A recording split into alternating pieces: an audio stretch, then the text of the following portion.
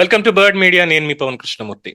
22A దీనికి సమాధానం ఉంటుందో లేదో తెలియదు. ప్రజల పోరాటం తప్ప అంటే ఆ, ఇది మెడిసిన్, దీనికి రోగానికి మందు లేదు, నివారణ మార్గం అంటారు సార్. అలాగా 22A అనే సమస్యకి ఇక పోరాటం మాత్రమే మిగిలింది అన్నది ఆల్మోస్ట్ ఖాయం అయిపోయింది అందరి వల్ల. ఏపీ మాత్రమే సరిపోయింది అనుకుంటే ఇప్పుడు తెలంగాణ కూడా చుట్టుకుంది. నిన్నటి నుంచి కూడా గగ్గోలు పెడుతున్నారు. అంటే మీడియా వరకు రావడానికి నిన్నటి దాకా పట్టింది. చాప కింద నీరులా ఈ 22A అనేది విస్తరిస్తూనే ఉంది. ప్రభుత్వాలే అమ్మినటువంటి భూములు కావచ్చు, ప్రభుత్వాలు వేలం వేసినవి కావచ్చు, లేదంటే గతంలో ట్యాక్సులు చెల్లించి రిజిస్ట్రేషన్స్ అండ్ ఈ స్టాంప్స్ కి చెల్లించి ప్రభుత్వానికి సకాలంలో పన్ను గట్టి అన్ని చేసిన తర్వాత ఎప్పుడో 30 ఏళ్ల క్రితం బిల్డింగ్లు, అపార్ట్మెంట్లు వీటన్నిటిని కూడా తీసుకెళ్లి 22Aలో పెడుతూ ప్రభుత్వానికే హక్కు ఉందని ఎప్పుడో చచ్చిపోయినటువంటి బ్రిటిష్ చట్టం 1908 యాక్ట్ తీసుకొచ్చి రిజిస్ట్రేషన్స్ ది ప్రభుత్వాలు ప్రజల మీద బండ మోపుతున్నాయి.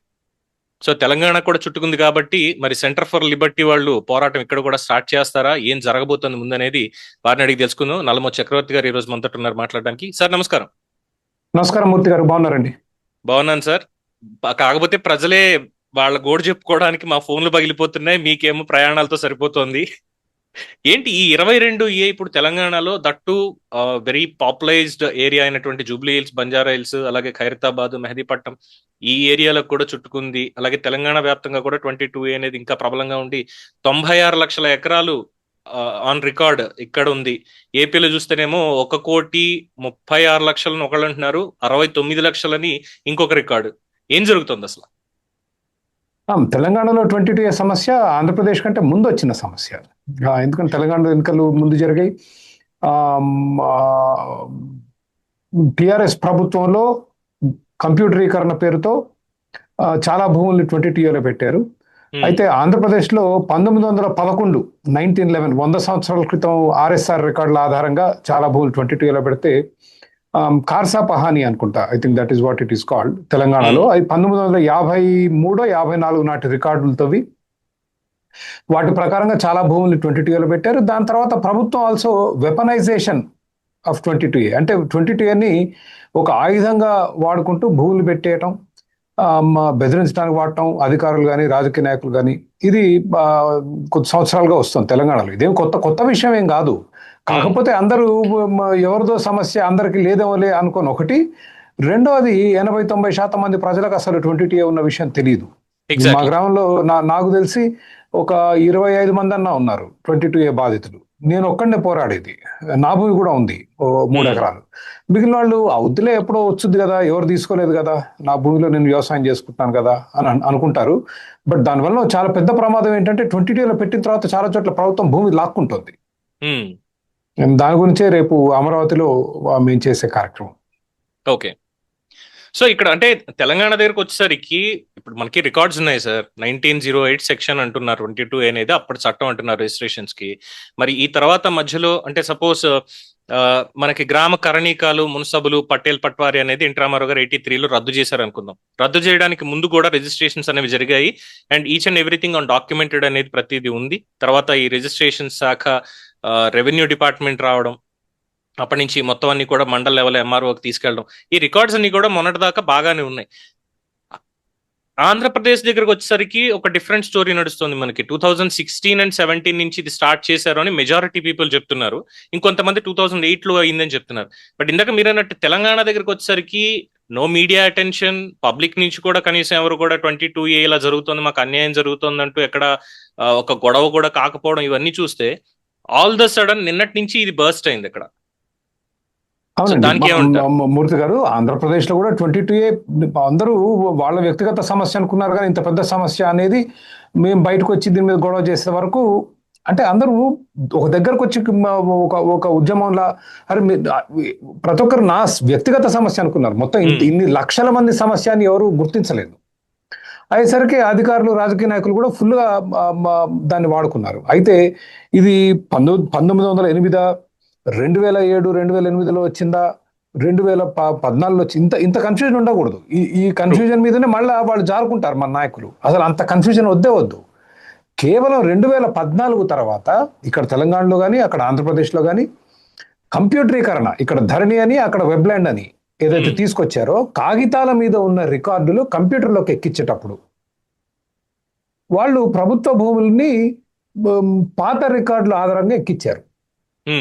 అంతే, అంతకుమించి దీన్ని మరి మనం కాంప్లికేట్ చేసిన కొద్ది ప్రజల్లో కూడా ఏమో ఇంకోరో చేశారు, అది ఏదో జరిగిపోయిందని లేదు. జస్ట్ కేవలం డిజిటైజేషన్ పేరుతో, కంప్యూటరైజేషన్ పేరుతో, ధరణిలో రికార్డులు ఎక్కియాలి, వెబ్లాండ్లో రికార్డులు ఎక్కియాలనే పేరుతో దుర్మార్గంగా, నిర్లక్ష్యంగా, అరాచకంగా, అన్యాయంగా, చట్టవిరుద్ధంగా 10 లక్షల ఎకరాలు ప్రభుత్వ కేటగిరీలో పెట్టారు. 22A అంటే ప్రభుత్వ భూమి. ఎట్లా పెట్టారు అంటే ఆంధ్రప్రదేశ్లో 1911 నాటి బ్రిటిష్ రికార్డులు, తెలంగాణలో నిజాం కాలం నాటి 1954 కార్సా పహాణి ఆధారంగా అయి పెట్టారు. దీనివల్ల వచ్చిన ప్రమాదం ఏంటంటే ఈ ఈ తెలంగాణలో వచ్చిన గత 60-70 ఏళ్లలో వచ్చిన మార్పులు, ఆంధ్రప్రదేశ్లో వచ్చిన 100 సంవత్సరాల్లో వచ్చిన చేతులు, ప్రభుత్వ భూములు చాలా చేతులు మారాయండి. ల్యాండ్ సీలింగ్ కూడా మనం ఇప్పుడు శ్రీనగర్ కాలనీలో, జూబ్లీ హిల్స్ లో, బంజారా హిల్స్ లో చూసేది ల్యాండ్ సీలింగ్ యాక్ట్ కింద పెట్టామనేది. ల్యాండ్ సీలింగ్ లో కొన్ని భూములు ప్రభుత్వం స్వాధీనం చేసుకుంది, దాంతోపాటు జమీందారుల భూములు స్వాధీనం చేసుకుంది. ఇట్లా రకరకాల మార్గాల్లో ప్రభుత్వానికి భూములు వచ్చాయి. వచ్చిన తర్వాత మళ్ళీ ప్రజలకు పంచిపెట్టారు. యుద్ధంలో పోరాడి వచ్చిన వీరులకి భూములు పంచిపెట్టారు, స్వాతంత్ర సమరయోధులకు భూములు పంచిపెట్టారు, ప్రభుత్వం భూములు అమ్మింది. అవును, చాలా చోట్ల ప్రభుత్వం భూములు అమ్మింది, ప్రభుత్వ ఉద్యోగులకు భూములు ఇచ్చారు. ఇవన్నీ ప్రభుత్వ భూములే కదా. ఇవన్నీ ఈ రోజు మళ్ళీ తీసుకెళ్ళి మళ్ళీ 22Aలో పెట్టారు. ఎందుకు? 1954లో 22Aలో ఉందని, 1911లో 22Aలో ఉందని. మరి ఈ 60, 70, 80 సంవత్సరాల చేతులు మారటం అంటే ఇది ఎంత హాస్యాస్పదమైన విషయం అంటే దీని గురించి మనం ఇంతసేపు మాట్లాడటమే వింత. అసలు జరిగిన పొరపాటుని లెంపలేసుకొని ఎమ్మటే సరిదిద్దుకోవాలి. దీనికి 10 ఏళ్ళు పట్టడం ఏంటి, 12 ఏళ్ళు పట్టడం ఏంటి, కోర్టులు ఏంటి, మనం వాళ్ళని వేడుకోవటం ఏంటి? మహాపాపం జరిగిపోయింది, మహాఘోరం జరిగిపోయింది, పొరపాటు జరిగిపోయింది, క్షమించండి అని ప్రజల్ని అడుక్కొని దాన్ని సరిదిద్దుకోవాల్సిన వాళ్ళు దాన్ని ఒక ప్రధాన ఆదాయ వ్యవస్థగా దాన్ని తయారు చేశారు. నీ భూమి 22 నుంచి బయటకు రావాలా, ఓకే పడే 10 లక్షలు, 20% ఇయ్యి, 40% ఇయ్యి, అట్లా మారిపోయింది ఈ రోజు వ్యవస్థ. కరెక్ట్.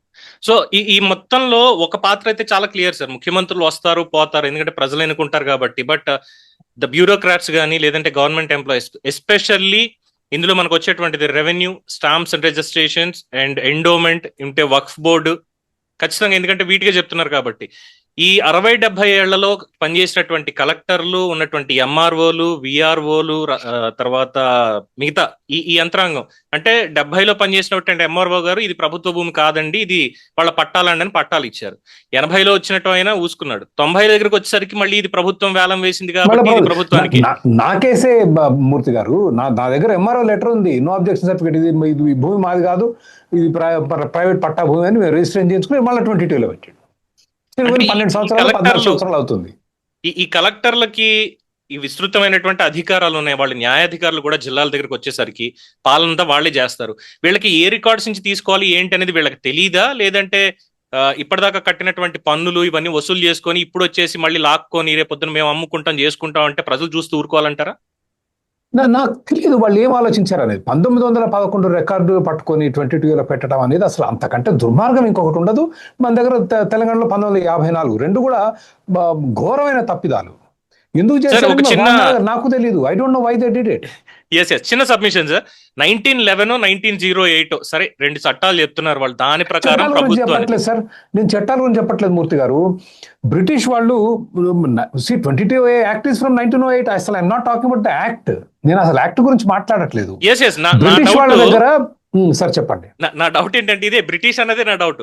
1947 ఆగస్టు 15 భారతదేశానికి స్వతంత్రం వచ్చి భారత ప్రభుత్వం వచ్చింది. 51లో రాజ్యాంగం తెచ్చుకొని మనది ఇదేం చెప్పి పెట్టుకున్నాం, ఒక కాన్స్టిట్యూషన్, మన చట్టాలు ఇవన్నీ పెట్టుకున్నాం. సో ఇందాక మీరు అన్నట్టు 1954 ఆ ప్రభుత్వ భూములు, అంటే ఈ ల్యాండ్ సీలింగ్, జమీందారులకు ఎంత భూమి ఉండకూడదు, ఇవి ప్రభుత్వం వసూలు చేసి పేదలకు పంచిపెడుతుంది, ఈ రికార్డ్స్ అన్ని వచ్చినప్పుడు 1954ది మనం పరిగణలోకి తీసుకోవాలి బేసిక్ గా.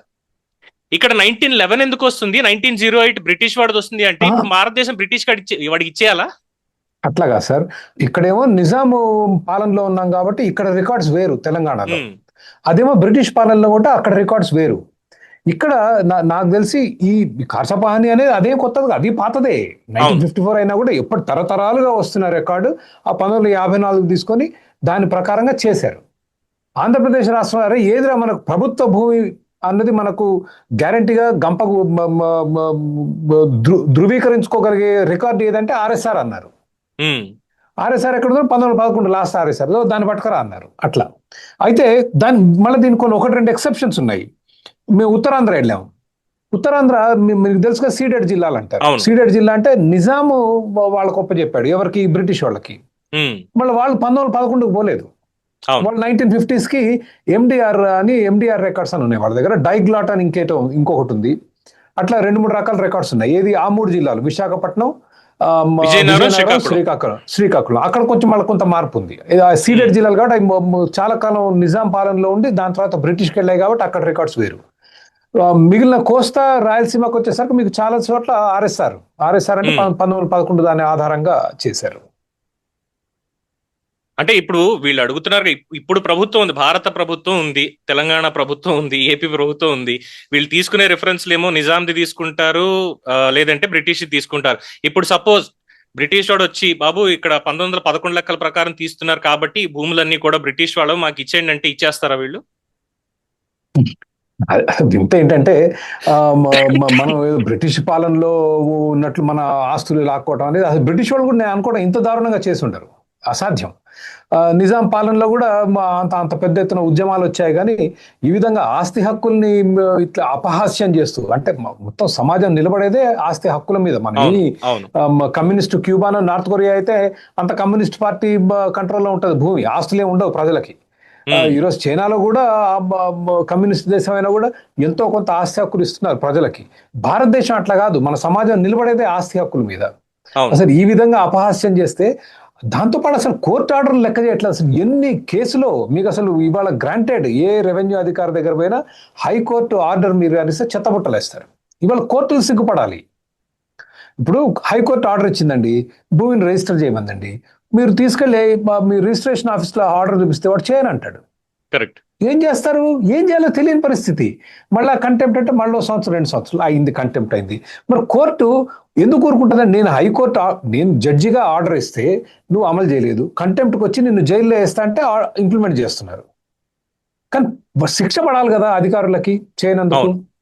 ఇప్పుడు ఏమైంది, ఇప్పుడు పరిస్థితి ఏంటంటే ఎంత దిగజారిపోయిందంటే న్యాయ వ్యవస్థ. అంటే మన కోర్టులు కానీ మన జడ్జిలు కానీ సిగ్గుతో తలదించుకోవాలి. ఎందుకంటే ఈరోజు తీర్పు అంటే కంటెంప్టే. మామూలు తీర్పు ఇస్తే అమలు చేయట్లేరు. కంటెంప్ట్కి పోయి జడ్జి గారు హోల్డ్ ఇన్ కంటెంప్ట్ అని వాళ్ళని పిలిపించి మిమ్మల్ని జైల్లో వేస్తా అంటే అప్పుడు అమలు అవుతుంది. ఇంకేమి గౌరవం ఇస్తున్నాం న్యాయ? నేనేం మళ్ళీ చిన్న కోర్టు, జిల్లా కోర్టు, ఇంకో కోర్టు అనట్లేదు. హైకోర్టు ఆర్డర్స్ ఈ రోజు వాళ్ళు అమలు చేయట్లేరు. ఏం చేస్తావు? మేము చేయం. ఏమైందంటే మాకు పై అధికారుల నుంచి రాలేదు అంతే. మీకు రిటర్న్ గా కూడా ఏమి ఇయ్యాడు వాడు. అంతే. ఏం చేయాలో కూడా తెలియని పరిస్థితి. చెయ్యాడు అంతే. ఏం చెయ్యను, ఏం చేస్తావు? ఇప్పుడు నేను హైదరాబాద్లో చెప్పిన బిల్డర్ పరిస్థితి అదే. హైకోర్టు ఆర్డర్ ఉందని నేను చూసి చెప్తున్నాను. యూజువల్లీ వాస్తవాలు తెలుసుకోకుండా మాట్లాడను. ఆయన మీడియా ముందుకు వచ్చే వరకు నేను కూడా ఆయన పేరు అడగను. నేను ఆయనంతటా ఆయనే వచ్చిన తర్వాత అప్పుడు చూద్దాం. ఎలాగో రేపు కోర్టు తెలుస్తుంది. మూర్తి గారు, విషయం ఏంటంటే వ్యాపారస్తులు ఇప్పుడు 1,000 కోట్ల రూపాయల ప్రాజెక్ట్ ఉందండి. 1 సంవత్సరం లేట్ అయితే ప్రాణాలు 10% వడ్డీ వేసుకోండి, ఎంత నష్టం? 100 కోట్ల నష్టం. నేను మొన్న మిత్రులు కల్పిస్తే ఇట్లా ఎగబడి 50 కోట్లు ఆడతాడు. తెలివైనోడు అయితే వ్యాపారస్తుడు బేరం చేసుకుని 25-30 కోట్లకు సెటిల్ చేసుకుని తొందరగా మూసేసుకోవాలి, లేకపోతే వడ్డీలే అవుతాయి కదా. వ్యాపారస్తులు అట్లా ఆలోచిస్తారు. మొత్తానికే మునిగిపోతారా బాబా, దాన్ని ఆసరాగా తీసుకుని రాజకీయ నాయకులు బ్లాక్ మెయిలింగ్. అవును సార్. ఈ లెక్కన మొన్న ఎకరం 237 కోట్లకి 267 కోట్లకు కూడా వెళ్ళింది కదా. ఇవి ప్రభుత్వం అమ్మినటువంటి భూములు. సో యాజ్ పర్ 22A ప్రకారం అయితే అవి కూడా ప్రభుత్వ భూమి అనే ఉండాలి కదా. ఉండొచ్చు, మనకు తెలియదు. Again if you go back and check in 1954 ప్రభుత్వం పెట్టేస్తారు. అది మీకు తెలియని కూడా తెలియదు. వాళ్ళు అడ్డుకుంటే అడ్డుకుంటారు. చెప్తున్నారు కలెక్టర్ దగ్గర ఎన్ఓసి తెచ్చుకోవాలంటారు. ఇప్పుడు నేను అనేది ఏంటంటే ఈ వీళ్ళకి అమ్మారు కదా రాజపుష్ప అని, లేదంటే మన మై హోమ్ అని, ఇలాంటి పెద్ద పెద్ద సంస్థలకి, వజ్రాన్ మొన్న సంస్థ వచ్చింది, వాళ్ళకి ఏకంగా 237 కోట్లు 267 కోట్లు కోకాపేట ఈ ఫైనాన్షియల్ డిస్ట్రిక్ట్ ఏరియాలో అమ్మింది. అది పక్కా ప్రభుత్వ భూమినే అమ్మారు వాళ్ళు. సో అవును. ఇప్పుడు ప్రభుత్వం డబ్బులు వాళ్ళ దగ్గర తీసుకొని రిజిస్ట్రేషన్ వాళ్ళకి చేయాలి. But according to 22A Rajapushpa వాళ్ళకో లేదంటే మై హోమ్ వాళ్ళకో ప్రభుత్వం రిజిస్ట్రేషన్ చేయడానికి వీలు లేదు. ఆల్రెడీ కట్టినటువంటి హై రైజ్ బిల్డింగ్ లో రిజిస్ట్రేషన్ జరగడానికి వీలు లేదు. మరి దాన్ని ఏం చేస్తారు అప్పుడు? ఇప్పుడు రాజపుష్పాలు వచ్చిందంటున్నారా మీరు ఆ సమస్య? సమస్య వచ్చింది కాదు సార్. అకార్డింగ్ టు 22A ఏదైతే ప్రభుత్వ సో భూమిలో ఒక నిషేధం విషయం అన్నప్పుడు ఏంటంటే మూర్తి గారు, ఆ రాజపుష్పకు వచ్చిందో లేదో నాకు తెలియదు, 22A ఉమ్, ఉందో లేదో తెలియదు. 22A ఏమి అదేమి దాన్ని మార్చలేని అదృశ్య శక్తి కాదు. ఇప్పుడు ఏముంది, కలెక్టర్ గారు ఎన్ఓసి ఇస్తే 22 తీసేస్తున్నారు. సో సో కలెక్టర్ ఇప్పుడు వీటికి 22A తీయకూడదని ఎక్కడా లేదు, శుభ్రంగా తీసేయమని తీస్తున్నారు. కాదు, తీసేయమని కాదు సార్ నేను అనేది. ఇప్పుడు మన రేవంత్ రెడ్డి గవర్నమెంట్ అమ్మింది సార్, కరెక్టే గవర్నమెంట్ సార్, అమ్మింది. నేనేమంటున్నానంటే గవర్నమెంట్ అమ్మింది కదా, ఒకవేళ 22A ఉందనుకుందాం, నాకు తెలియదు మూర్తి గారు, ఉందనుకుందాం, చుట్టుకుని తీసేస్తారు, ఏముంది, వాళ్ళ చేతిలో పని కదా. అదే ఉమ్. అందుకే ఇప్పుడు అది అతిపెద్ద ఆదాయ మార్గం సార్. అంటే అది ఇక్కడ ఆదాయ డౌట్ చాలా మార్గం మంది, ఎందుకంటే వాళ్ళు ఎప్పుడంటే అప్పుడు తీసేయచ్చు. కరెక్ట్, ఇక్కడ డౌట్ చాలా మంది ఎక్స్ప్రెస్ చేసేది ఏంటంటే మీరు చెప్పినట్టు 22A అంటే నిషేధిత భూమి, ఇది కాకుండా అదర్ దాన్ ప్రభుత్వ భూమి అనే దానికి సెపరేట్ సెక్షన్ ఏమైనా ఉందా? లేదు, అన్ని భూములు 22Aలోనే ఉంటాయి. మీ రోడ్లు, ఓకే. నదులు, అడవులు, చెరువులు, ప్రభుత్వానికి ఉన్న సొంత భూమి ఎక్కడ ఉంటే అవన్నీ 22Aలోనే ఉంటాయి. ఉమ్, వాటిలో ఇవన్నీ తీసుకొచ్చి చేర్చారు. ప్లస్ అది తీయకూడదని ఏం లేదుగా. ఇప్పుడు మన అవును. చంద్రబాబు నాయుడు గారు ఎక్కడో మాట్లాడుతూ 900 ఎకరాలు ఒక చోట. కలిదిండిలో అవును. మాట్లాడుతూ 2000, 3000, 4000 ఎకరాలు తీసాం మేము ఇప్పటి వరకు, మా అధికారంలోకి వచ్చిన తర్వాత ఈ 2024 నుంచి 40,000 ఎకరాలు తీసేసాం 22A నుంచి అన్నారు. ప్లస్ కలెక్టర్లు, కర్నూలు కలెక్టర్ గారు, కృష్ణా జిల్లా కలెక్టర్ గారు రెగ్యులర్ ప్రెస్ స్టేట్మెంట్లు ఇస్తూనే ఉన్నారు. ఈ నెల మేము 30 కేసులు సాల్వ్ చేసాం, ఉమ్, పోయిన నెల 25 కేసులు సాల్వ్ చేసాం అని. సో తీస్తూనే ఉన్నారు. బట్ మన జుట్టు వాళ్ళ చేతుల్లో ఉంది. అసలు అవును. మనం పోయి ఎందుకు ప్రూవ్ చేసుకోవాలండి? ఇప్పుడు మూర్తి గారికి ఓ 10 ఎకరాల భూమి ఉంది, ఓ 25 ఏళ్లుగా వ్యవసాయం చేసుకుంటున్నారు, దాంట్లో కూరగాయలు పండించి హైదరాబాద్ తీసుకొస్తారు, ప్రతిరోజు రావాల్సిందే. ఆయన ఇప్పుడు పోయి మీ ఓనర్షిప్ మీరెందుకు ప్రూవ్ చేయాలి? వాళ్ళకి తెలియదు, గవర్నమెంట్ వాళ్ళకి లేదు. అవును. నువ్వు అన్ని పత్రాలు తీసుకురా, నేను డిసైడ్ చేస్తా అంటాడు. ఎందుకు డిసైడ్ చేస్తాడు? పత్రాలు తీసుకొస్తే ఎంత ఇస్తామని అడుగుతాడు. ఉమ్. అదే విషయం. సో నిన్న దీనికి నిన్న ఫైనల్ గా నిన్న వార్తాపత్రికల్లో వచ్చింది మూర్తి గారు, 22A ఉంటే ఇబ్బంది ఏం లేదు, అందరూ ఎన్ఓసి తెచ్చుకోవాలి కలెక్టర్ దగ్గర నుంచి అంట. ఏంటది అసలు? మనకేం అవసరం అండి? సరే, ఒక పని చేద్దాం సార్. ప్రజలంటే ఎంత చులకన చూడండి ప్రభుత్వానికి. ఓకే, ఓకే, కోట్ల అయితే పెట్టి పాస్తులు అనుకో, మళ్ళీ కలెక్టర్ దగ్గర పోయి కాళ్ళ మీద పడాలి. బాబు నాకు ఎన్ఓసి అంటే నో అబ్జెక్షన్ సర్టిఫికేట్. ట్రూ. అయితే ఇక్కడ అసలు చిన్న వాళ్ళు ఏమనుకుంటారో నాకు తెలీదు. ఇంకొక ఇబ్బంది కూడా ఉంది సార్. ఇబ్బంది ఏంటంటే, సరే గౌరవిద్దాం, కలెక్టర్ గారిని గౌరవిద్దాం, ఏదో మన ప్రభుత్వం, మనం కలెక్టర్ అనుకుని వెళ్దాం పోని బానే ఉంది. కలెక్టర్ గారు ఏం చేస్తున్నారు? ఎండార్స్మెంట్, ఆర్డీఓ మీరు చూడండి, లేదంటే సబ్ రిజిస్ట్రార్ మీరు చూడండి, ఎంఆర్ఓ మీరు చూడండి, అంటే పైనుంచి కిందకి తిరగడమేనా? కలెక్టర్ గారు జాయింట్ కలెక్టర్కి ఇస్తారు, జాయింట్ కలెక్టర్ గారు సబ్ కలెక్టర్కి ఇస్తారు, సబ్ కలెక్టర్ గారు ఆర్డీఓకి ఇస్తారు, ఆర్డీఓకి ఇస్తే ఎంఆర్ఓకి ఇస్తారు, చివరి MRO నుంచి VRO. మళ్ళీ విఆర్ఓ మాట్లాడుకుంటాడు కదా, ఇచ్చేదైతే ఎంఆర్ఓ. అంటే ఫైనల్లీ అసలు విషయం తేల్చాల్సింది ఎవరంటే ఎంఆర్ఓ. మీరు ఎంఆర్ఓకి ఇచ్చిన తర్వాత ఎంఆర్ఓ గారికి పోయి లంచాలు ఇచ్చుకుంటారు జనాలు. ఇచ్చిన తర్వాత అది ఆర్డీఓకి వెళ్ళుద్ది, ఆర్డీఓకి వెళ్ళి joint collector, sub collector, joint collector, కలెక్టర్కి వెళ్ళిన తర్వాత ఆయన ఏదో కొరీ రాస్తాడు, ఏమండి, అది మళ్ళీ కిందకు వచ్చేసరికి ఎంఆర్ఓ మారిపోతాడు. అవును, మళ్ళీ సమర్పించుకోవాలి. రెడ్ వచ్చే మొదలాయ, మళ్ళీ సమర్పణ మొదలు. ఈ కన్ఫ్యూజన్ లో ఎక్కడ ఏమైపోయిందంటే, ఒక కొత్త పవర్ సెంటర్ వచ్చింది, ఎమ్మెల్యే గారు. ఆయన ఒక్కరిని ప్రసన్నం చేసుకుంటే ఆయన మేనేజ్ చేసుకుంటాడు పైనుంచి కింది అందరిని.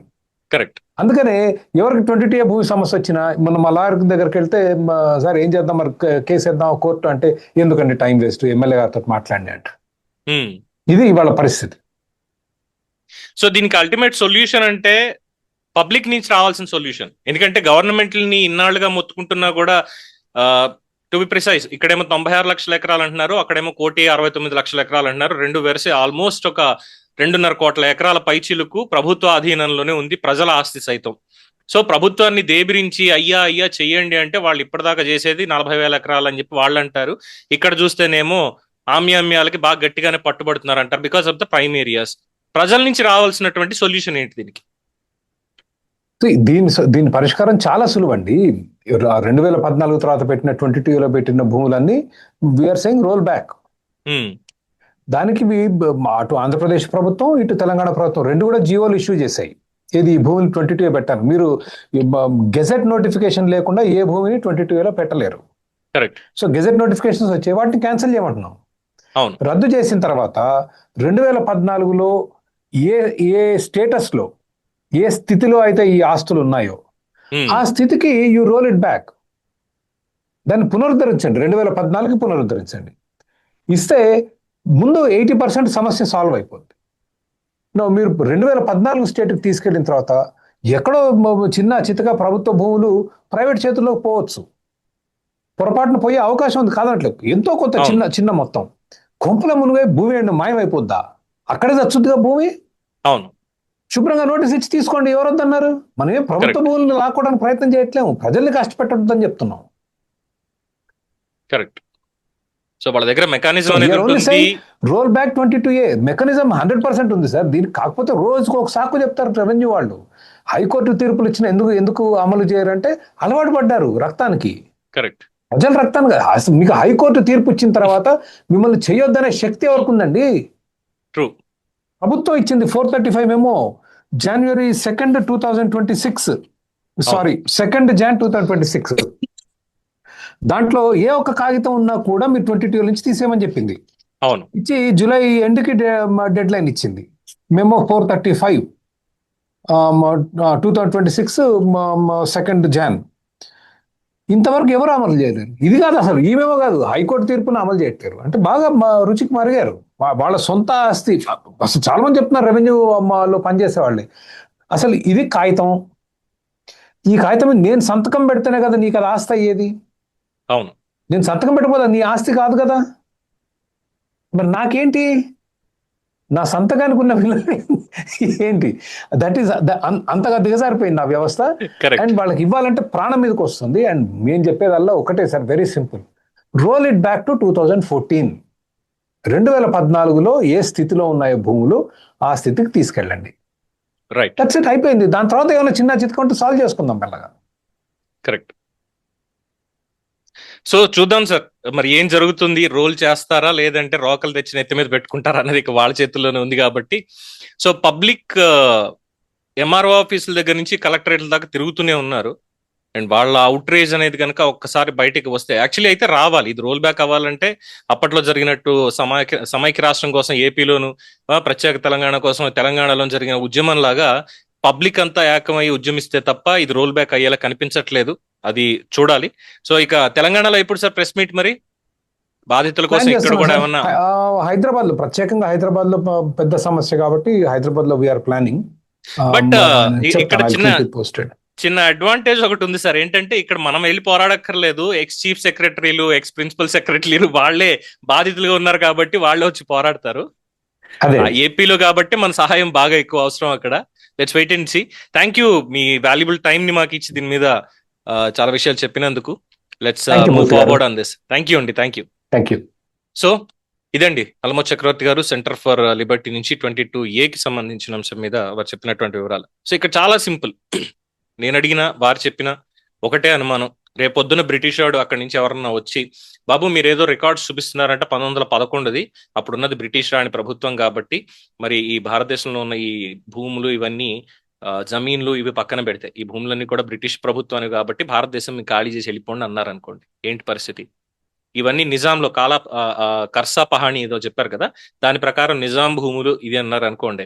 నిజాం వారసులు ఇప్పుడు వచ్చి, అయ్యా మొత్తం ఈ భూములన్నీ కూడా మావే, మీరు ఖాళీ చేసి ఇక్కడి నుంచి వెళ్ళండి, ఇది నిజాంది అన్నారు అనుకోండి, అప్పుడు ఇచ్చేస్తారా? ఇంకా మనకి 40 ఏళ్ల స్వాతంత్రం ఎక్కడొచ్చింది భారతదేశానికి?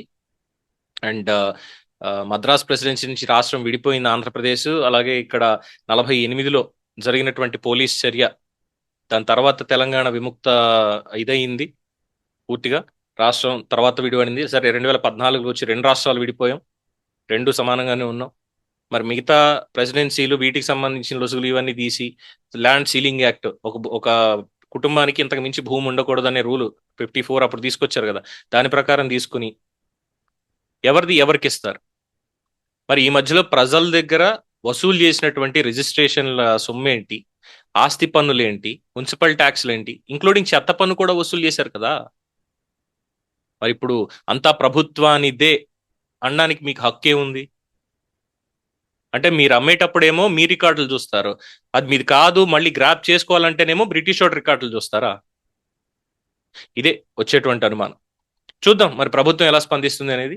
ఇది దీనికి సంబంధించినటువంటి ఒక చిన్న డిస్కషన్. చూస్తూనే ఉండండి ది బర్డ్ మీడియా.